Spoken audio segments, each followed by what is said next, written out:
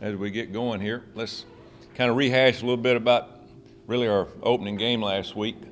And, that was our second game, but it was really hard to distinguish what we needed to work on and not work on after the first game because we didn't play our starters that long.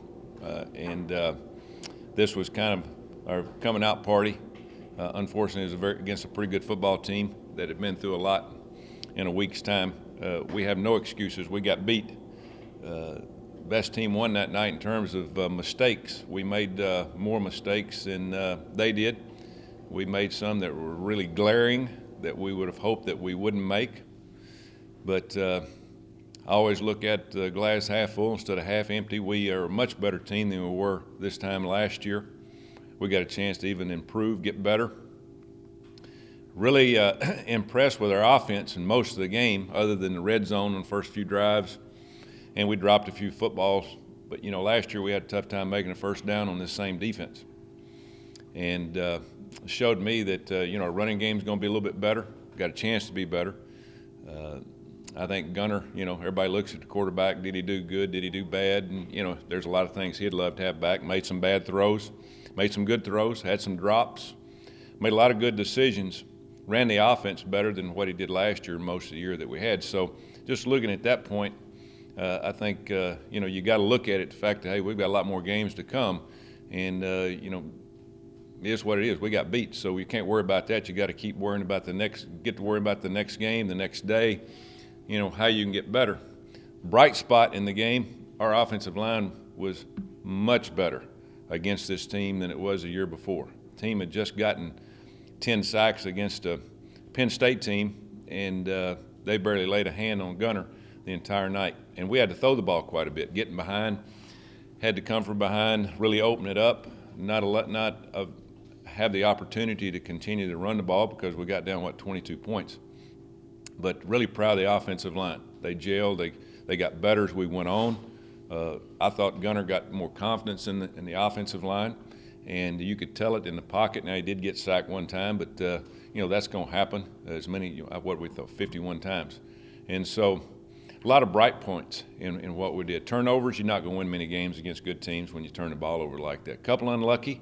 We got big receivers that's going to try to get the football, and we tipped it, and they just had to be in the right place, right time. A couple of passes that we'd love to have back, thrown the linebackers right to them, and,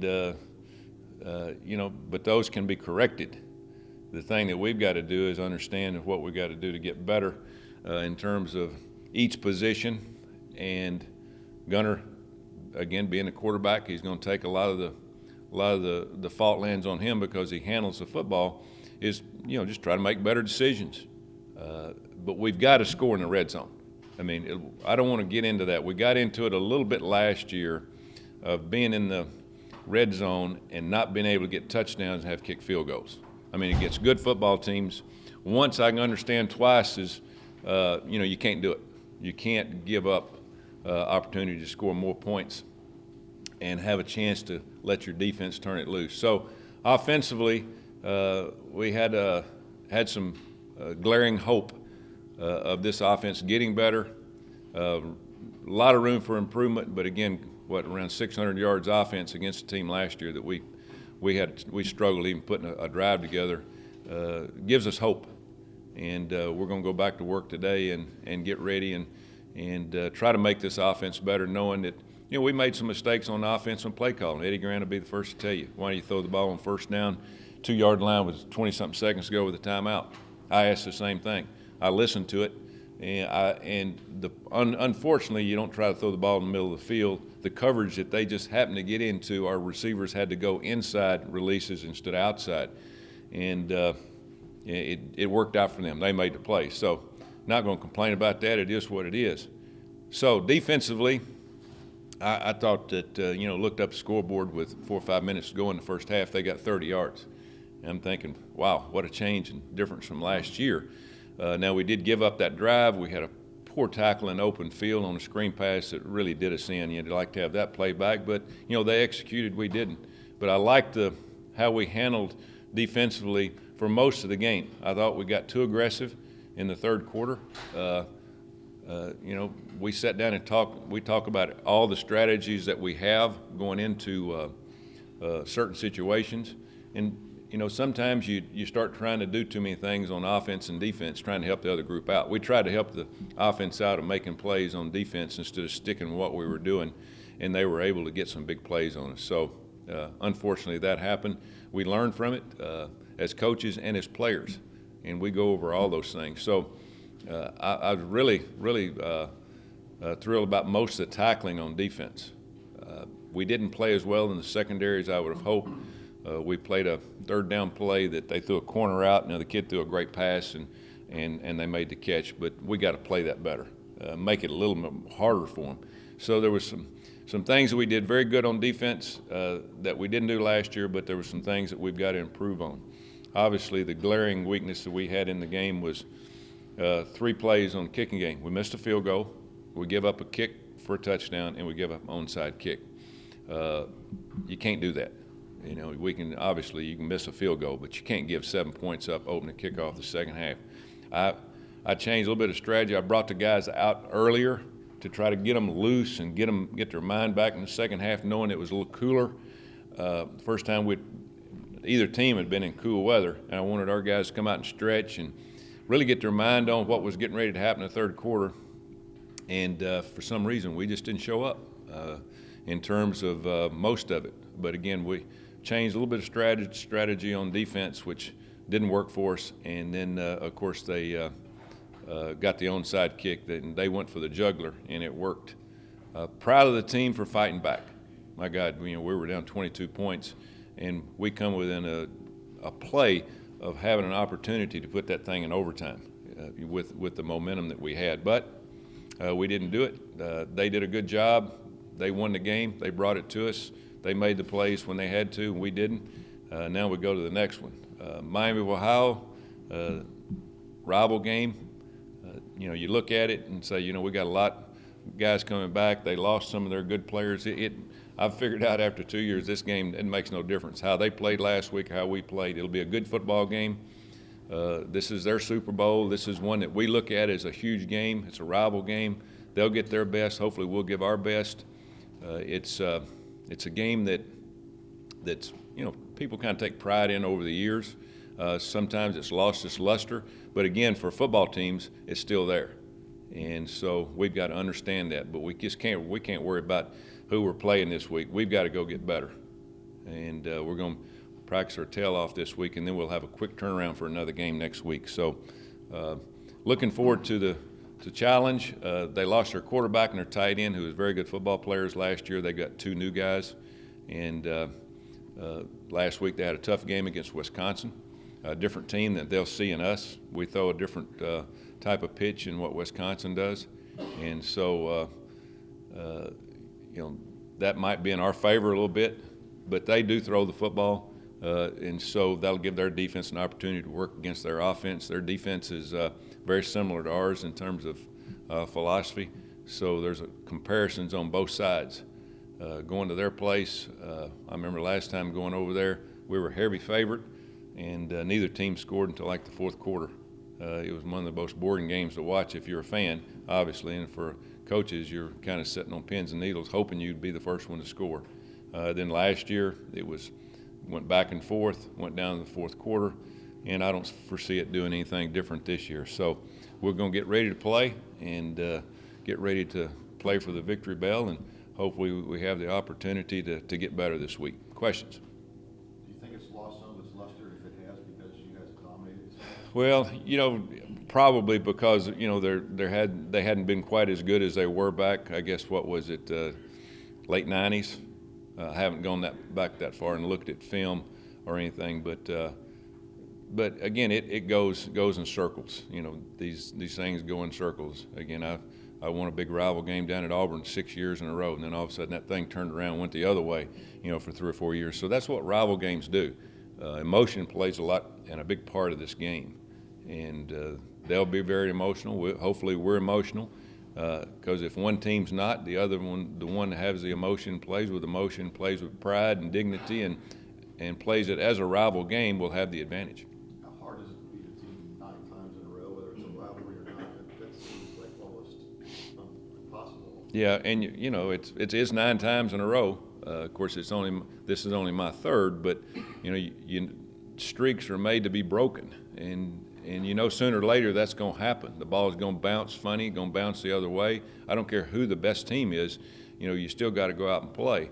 But I'm not saying that we are. I mean, it's the way we played last week. I mean, I'm sure they're licking their chops, but it's one of those that probably is good for us to come out of a game where we played a team that we knew in our conference was going to be a good game. Our guys were focused. They were ready to play. We'd put a lot of time and effort into that game, getting ready to go, and then to lose it like that in terms of making the mistakes that we made, you know, just is frustrating. But now to go and play in a non-conference game, but it is a rival game with a team that's not too far down the road from us is good for probably both teams after coming off a loss. You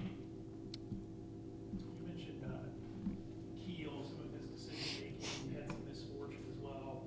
I'm sure part of it was what Temple was throwing at him on defense, but you forget sometimes that he only has a year under his belt in college football. You see him go out there and against a tough defense and make some mistakes. Yeah. So where do you assess where he's at right now? Yeah, he's better mentally than he was this time last year. He knows how to run the offense. He knows it better. He knew that he was going to have some problems against this team because number one, it starts with pass rush and pressure, and he knew he was going to get some. I think he started settling down when he started getting more confidence in a younger offensive line with 2 new guards, saying, hey, you know, I got a little bit more time. The one interception he throws too quick. The guy comes open just a step later, and, you know, it could have possibly been a big one, but, you know, if, ands, or buts. But he understands the offense. He played better at times.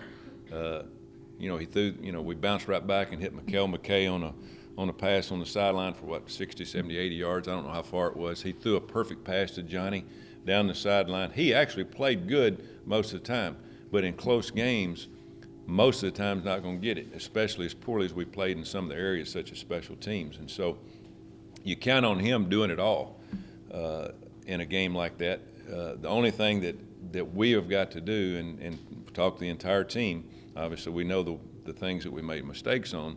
Offensively, we have got to get the ball in the end zone early in a game to where it helps you on defense. 3 points is good, but 4 more points is a lot better. And 2 times in a row is just hard to swallow when you've got the potential that we got on offense. Knowing that they're good on defense, but we're going to see some more good defenses. That's the thing that we got to stretch is we got to be more consistent. You know, when we have those opportunities. Tion Green took the first snaps last week back there. He's listed first on the depth chart here. Obviously, you're going to play him all, but is there any significance to that? No, it's usually the play. What we're going to do. Sometimes it's more protection, blocking. You know, knowing that one of the defensive tackles they had, he was going to have to help on him inside. A little bit bigger guy, but Tion's practiced well. He's practiced hard. Those that have seen him practice, this is Tion's light years ahead of what he was this time last year. We got a lot more confidence in him because he prepares himself better. You know, it just makes you forget about Mike Boone, which we don't. But Tion's, he is a complete guy. He's big, he's strong, but he's accepted the challenge. He runs the ball just as good as any of the other 2. But you got to like a bigger back in a game like that just for protection, because we thought we were going to have to keep the back end more to help our offensive line. And then as the game went on, we felt like, hey, they're doing a great job. That helped us. We were able to dump the ball off, not have to throw the ball deeper down the field and get it to our safety valve and pick up 7 or 8 yards. And so that helped as the game went on, that our offensive line was much more proficient than they had been the previous year against the same group of linemen. What do you think changed with Tion? Just age. You know, we all, the older we get, you'd think the smarter you get about situations. And, you know, he and Coach Grant have had a lot of discussion because Tion's got a lot of ability, but got a lot of growing up to do, and still does. You know, but they all are. They're kids. These are young guys that we're playing with that probably the last thing on their mind when they get up every morning is football. And so it's our job to have patience, know when to push them, know when not to push them, but get the most out of them. And Tion is having more fun now than he's had in the past. And I think it was I think the strain and the push that Coach Grand put on him as a running back, knowing his potential, he didn't react as well. But now he understands that, you know, the potential he has. And, I mean, he hadn't even got close to it, but he runs harder, he blocks harder, he's into it more. You'll see him more this week on other special teams. He wants on every special team. I mean, that's the kind of player you want. But they all do. I'm not saying just he's the guy that wants to do it all. They all want to play, but they all want to give the effort and time to work at it to be the best when they go out there at the position that they're going to play. I talked to Tion last week, and he said that backs pretty much get to rotate themselves. They decide when they go in and when they go out. Is that true? That's pretty much correct. We get a rotation. There's no reason. There's not a lot of difference in any of them, and we want to keep all of them, number one, fresh. When you get tired, it's when you get hurt. When you're not, you know, may not be able to get that extra juke or whatever running football. So if we can keep all three of these guys healthy throughout the year, they'll help each other as much as anything. And there's not a stingy bone in one of them's body. You know, they understand if they go out and give all they got for about 3 plays, that better be enough. They better not have a lot left. You know, they better need to play off. And so somebody else goes in. Or if somebody gets a long run, you know, same scenario. But we like to go fast. And one time last week, we wanted to go because we had them on the ropes on defense. And we talked about this. It was a rotation time for the next back. Well, he goes in, and the game stops because they get to stand over the ball, and we can't go fast. And it's not that we subbed him. He subbed himself. So that brought up a point of emphasis that, you know, they just can't go in on their own. Knowing it's their turn, they got to wait and kind of get the okay before they go into the game, because there's times when, you know, you make a big play that if you don't substitute, you can go as fast as you want. And we've got to use that to our advantage. And 1 or 2 times the other night, you know, that the rotation kind of slowed us down a little bit. So it's a combination of they kind of decide on their own, but they're kind when you tell them not now. Yeah, that's what we'll do. Yeah, we'll have somebody with them. And there's a certain call that we'll make that they won't go into the game. And they'll know, hey, wait till the next time, next play, because we want to take advantage of possibly them being a little bit tired, can't get lined up. And, you know, we caught them with 12 men on the field one time.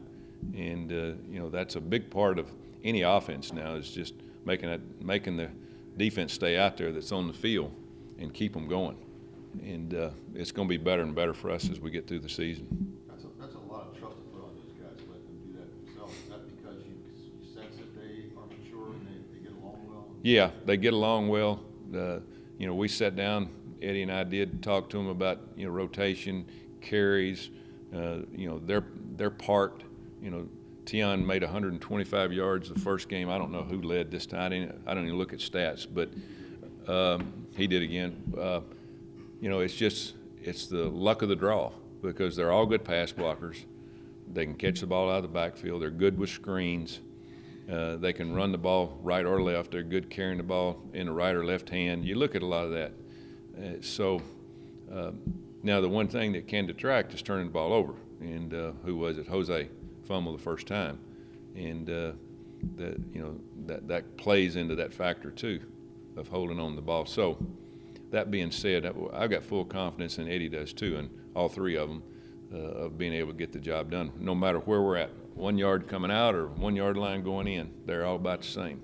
Now, we did put Tion in at Wildcat, but we did that just the simple fact that they all do Wildcat. I mean, he's not one of them. Every day we practice all three of them doing it. And Jose's probably not quite as good as the other two in that situation, so it'd either be Mike or Tion doing that. You, in the early part of the third quarter, decided to go for the 2-point conversion and cut the margin to 3. Generally speaking, that kind of move would be held off until the fourth quarter when you have a better idea of what the total is going to be. What was the thought process of going for it so early in the second half? Yeah, we were trying to get it down to 2 scores, and felt like that one wouldn't get us as close to that, you know, if we scored again to get us to that point. It's basically based off of computer percentages, and whether it's the first or second or third or fourth quarter, and it's obvious point that you look at. Well, if you don't do that and you score at the end, you kick one to to go into overtime. Well, if I'd have known that, I'd have kicked it, at that time. But I didn't know that. I mean, it's hard to put that in perspective. But I've had a lot better success of not guessing and going by the percentages the computer tells you than I do just rolling the dice. So we felt like, we could get it done and just a little bit overthrown in the end zone. But that's a good question. Hey, if I'd have known it was going to be 8 points at the end and could have been 7, an hour earlier I'd have gone for 1. But I've been coaching a long time. I hadn't got that feel yet, how that thing's going to go. And it didn't look good at that time. We were just struggling to keep up. But obviously the third quarter got us 21 points we gave up in a matter of short period of time. But it's, and we talk about every situation. We talked about the last play of the game where we threw it in the middle of the field. We talked about going for 2 or 1. And I'd still go for 2. Just knowing the situation at that part, not knowing what's going to happen for the next hour and a half. So it's just something you got to go with. Well, I'll follow up with that then. When you did score to get it to 8, I think, or 15 maybe it was, you didn't go for 2. So that second time. Well, but if you miss it at that point, then it puts you more than 2 scores down. We had to get to a point where you got a chance, to have 2 scores down. You don't want it to be 3 possessions that you got to have. So if we'd have gone for it on the one when we could have made it, you get 1 more, it still wouldn't have made any difference. It would have taken us 3 scores instead of 2. So we kicked the 1 to make it 2 scores. Now we'd have still had the 2-point play. But me and you'll have this discussion at practice day, Tim. The rest of them don't want to hear this.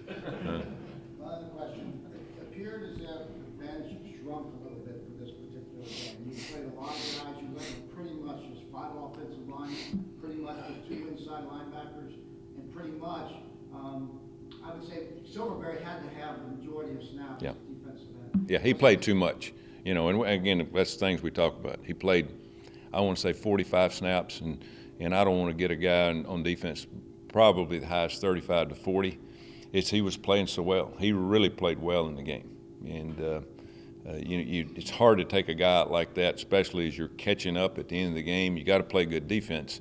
And he's in great shape. So he could play 50. But I look for the entire year. I don't look for just that game, And so I didn't dress as many out. We needed a more organized sideline, knowing that we weren't going to play as many. There was some guys that probably we would have gotten in the game. As you said, we played 2 linebackers, and there's going to be games that we do that with. But it was a situation that we got into that I never felt comfortable about putting somebody else in the game because it was, it's been more of rolling the dice, and I felt more comfortable with the starters. But you're right. We didn't play as many. Planned on 2, but when you get in the heat of the battle and all of a sudden they're jumping on you instead of you jumping on them, it's hard to make a change for a guy that, let's see if he can do it. The guys out there already know what they're seeing. Going into this week, will you use Saturday more of a motivator, or do you tell the guys to leave it at that? Oh no, that one's over with. After we finish on Sunday, that game's over with. They know that, every team I've been, they know the situation, whether you're playing good or whether you're playing average or what you need to work on. And so all the work goes now on Tuesday and Wednesday and half of a Thursday practice. Now we're in game mode. We got to go in and getting ready to get some short weeks. But your team has to recognize strengths and weaknesses. You got to understand what you got to do to get better, all the little things. They know that special teams stunk, as they did the week before. A lot of changes. You won't recognize a group out there this week. And if they don't get it done, we'll make more changes. But we just got to find the right combination and put more starters. As I said after the game the other night, you try to get guys in the game, you feel like they're fresh and going to get the job done, but sometimes coming off the bench hadn't done much, they don't quite get into the game as well as the guys that's playing on offense or defense. So we'll get it corrected as we go. It's just unfortunate that we made so many bad mistakes on special teams in that game again. Can you describe the environment you expect to walk into on Saturday? The environment, you know, this game's unique. Last year here was, I think, one of the biggest crowds that we had all year, maybe the biggest crowd that we've had in a long time at a game, over 40,000. But it was homecoming for us, and my understanding is at homecoming this week from Miami, Ohio, so that'll bring extra people in. You know, as a coach, you don't worry about all that. You know, you just got to worry about your 70 guys you're going to take over. Hopefully they're prepared, but they understand, you know, the significance of the game. There's a lot of people that have been part of this game that would like to, you know, continue, you know, winning from Cincinnati, and there's a lot of people that's played in this game or coached in this game from Miami, Ohio that want to play better to get the bell back. So we're fighting for something here, for pride for other people, not just, you know, the football team. And so they need to understand that, but they also need to understand, well, we got to play better. We got to play 4 quarters. We can't worry about rivalries or bells or any of that stuff. You know, we got a long season in front of us, and win or lose, we got to play a game, a good game, and we got to get better and understand our strengths and get better at those and make our weaknesses better and quit turning the dang ball over. I mean, that's bottom line.